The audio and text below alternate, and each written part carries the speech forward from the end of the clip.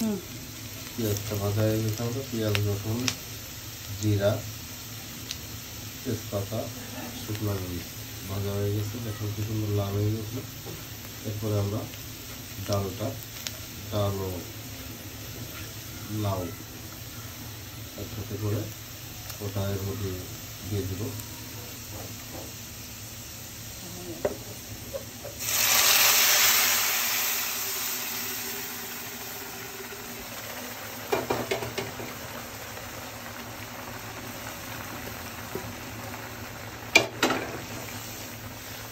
দিলাম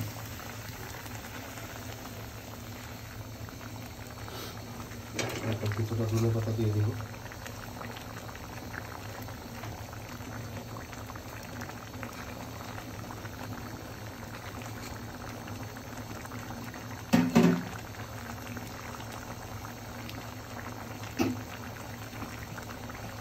ডাল রান্না কমপ্লিট। আমরা এখন পাত্রে তুলে দিই। দেখেন ডালের কালারটা কত সুন্দর আসছে, লাউটাও অনেক সুন্দর সিদ্ধ গেছে। হ্যালো বন্ধুরা, আজকে ভিডিওটা আগামীকাল আবার দেখা হবে ইনশাআল্লাহ। পেজটা বেশি বেশি করে ফলো করবেন, শেয়ার করবেন, সাবস্ক্রাইব করবেন। আল্লাহ হাফেজ।